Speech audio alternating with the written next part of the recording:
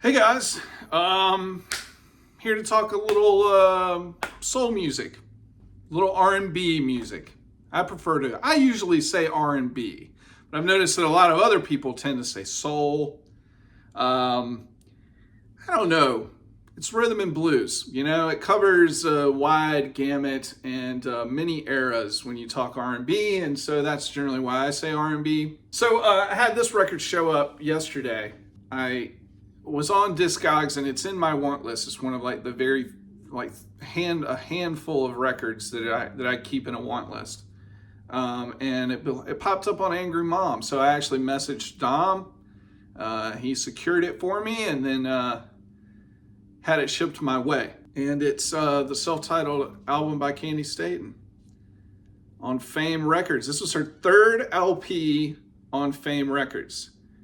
And this completes the Fame discography for me. But I've been after this one a while and never see it in the wild, and finally there it was. So really stoked to have this. Anyway, those records can be a little pricey. So I thought about talking about, I've never really done one of these videos, and people do these occasionally, but I thought I would talk about some cheap heat. Some soul and R&B records that if you're ever out and about, you will find these and they will be really cheap. And I mean cheap. You can find all of these for $10 or under. If you can't find them in a record shop under $10, they're online under $10. Okay, so the first one I'm going to talk about is by a group that everybody knows. So even though it's cheap heat, I'm not necessarily saying that these are all hidden gems or whatever, right?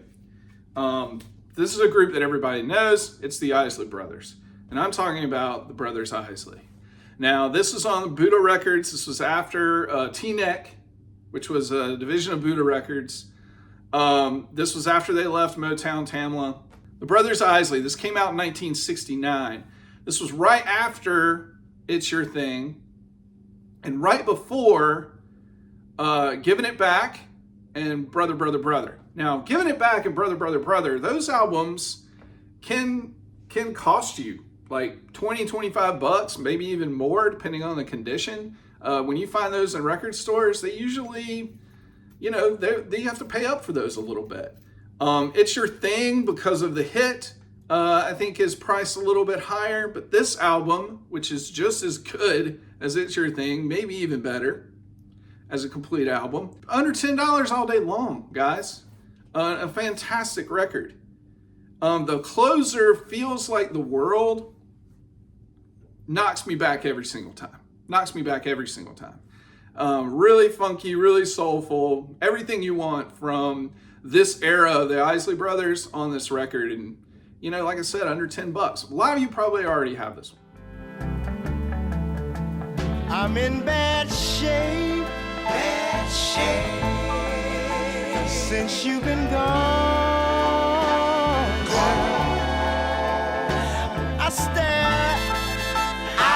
out of the window, cry all night long.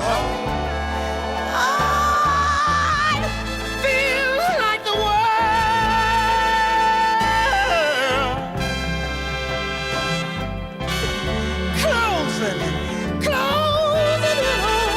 closing in on me. So the next one might be one that not as many of you are familiar with. I posted on Instagram. I think I got like 5 likes. I don't think anybody really knew. If they knew it, it would have gotten a lot more, I think, because it's an excellent album. Paul Kelly, Don't Burn Me. This is from 1972 on Warner Brothers.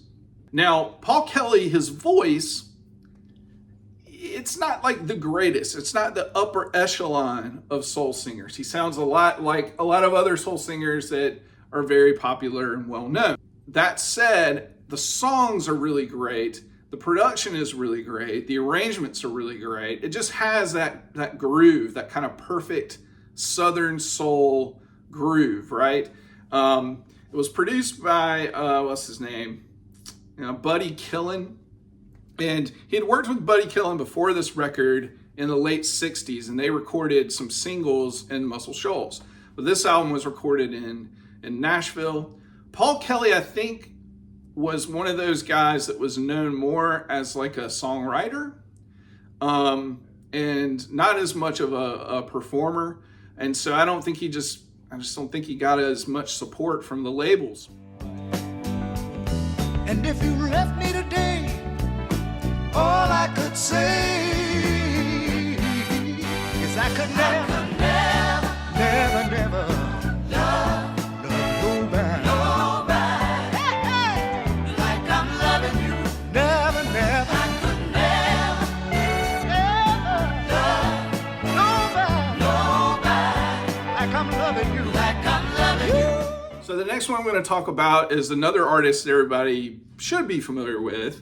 It's Valerie Simpson. Now, most of you know her, obviously, as part of the duo Ashford and Simpson. And of course, it's produced by Nicholas Ashford, and you see them together.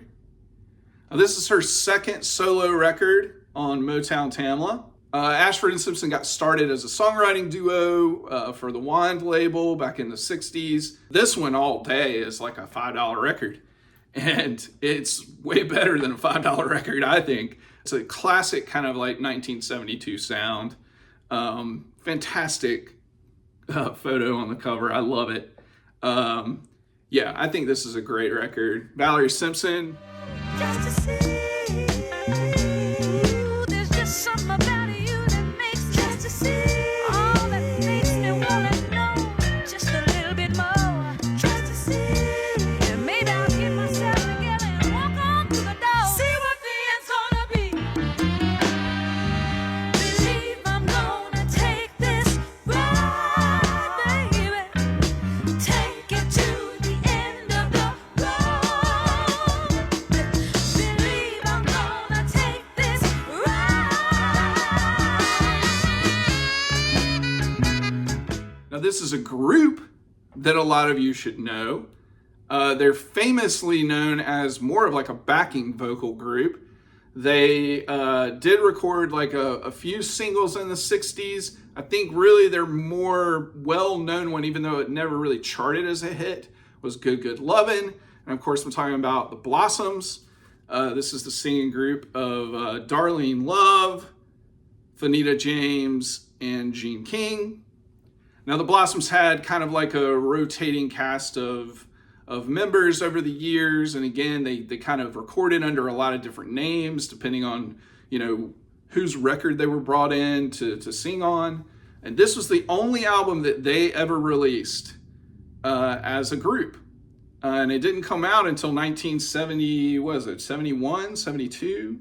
So to have like as long of a career as they did in the 60s, of course, a lot of you now know Darlene Love because of her association with 20 Feet from Stardom. I would say out of the ones that I'm talking about here today, it's probably the weakest of the ones I'm talking about, just because some of the songs kind of suffer from an identity crisis, I think.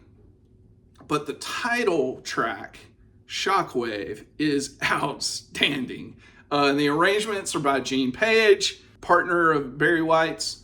They composed a lot of his music, worked with a lot of other people in the later 70s, moving into the disco era. So you kind of like, even though this is 1972, that song Shockwave has like a sound that is almost kind of prophetic about where like soul music would be going in the like mid to late 70s. There's a great cover of Grandma's Hands, Bill Withers' Grandma's Hands on here as well. So yeah, this is a really cheap one, and if you ever see it out in the wild, don't flip past it, even though it's kind of got this, I don't even know what that is. Photo, I don't know what's happening there with the Blossoms. It's like, I guess Darlene Love's like, why am I not more famous at this point, right? And then we ended all of this hunger and pain. First the Bidens beat the Russians on our way to self-destruction. Shockwave, and I'm afraid, shockwave. I'm so afraid. Repercussions, no discussions, people of the world. There's a shockwave.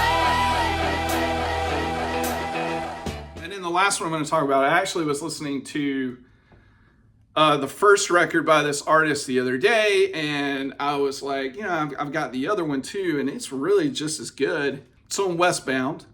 A lot of Westbound records from this era, we're obviously talking about Funkadelic, Ohio Player, the early Ohio Players stuff, can be pretty costly now. These are fairly cheap records, even her debut. But this is her second album, Denise LaSalle. On the Loose, this came out in 1973.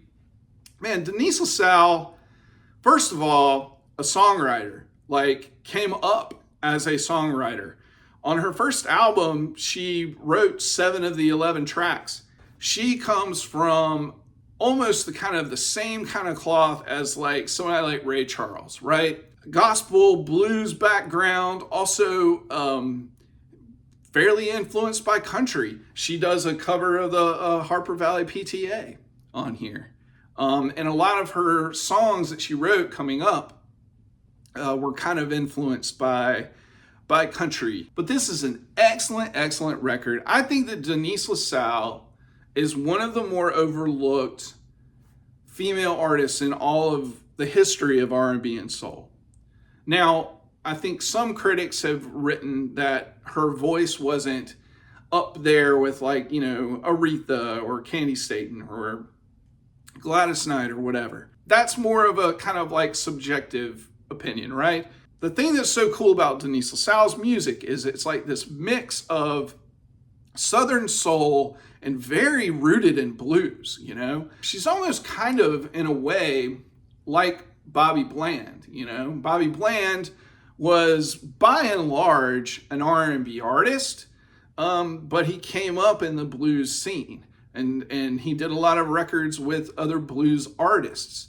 But he also kind of straddled that line of R&B and had, you know, R&B songs on the R&B charts. And Denise LaSalle is very much that way, a very bluesy vocal style, but when you put it into these kind of R&B arrangements, it totally works. So again, Denise LaSalle, On the Loose, 1973 on Westbound.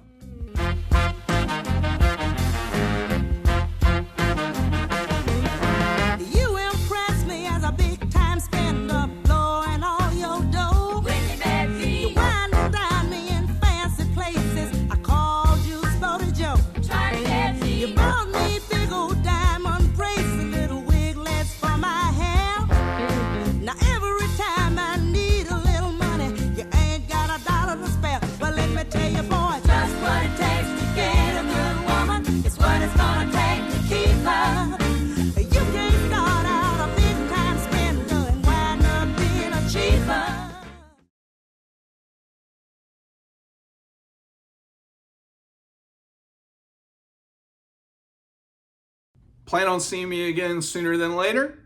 I need to talk about the first kind of new records that I've bought in 2024. We'll give one of those updates here pretty soon. So I'm still not really sure if I'm going to talk about records that you listen to while you drop acid. I know that there's a lot of people out there that are doing that right now. You know, Dom decided that he thought that this would be a great thing for people in the vinyl community to do. Hey, whatever you're into, right? You know, I've dosed before. It's been many, many years. Anyway, I think that you guys need to think a little bit about what you're doing. We all should be, at least. I do. I know I do. We all should be marking our videos not safe for kids, but I also have kids, and that doesn't mean that they don't come across these videos. And for all you guys out there talking about acid, it's really reckless behavior. And I think that you really need to take a serious look at yourselves, like in the mirror, and think about, how am I contributing to society by talking about dropping acid and listening to records? You know, when I can fully enjoy records without dropping acid at all, I don't understand. Like, the vinyl community is going to hell. It's going to hell. Listen, guys, take care of yourselves out there. Again, be responsible. All right? We'll see you later. All right, bye. Digital gramophone makes no sense.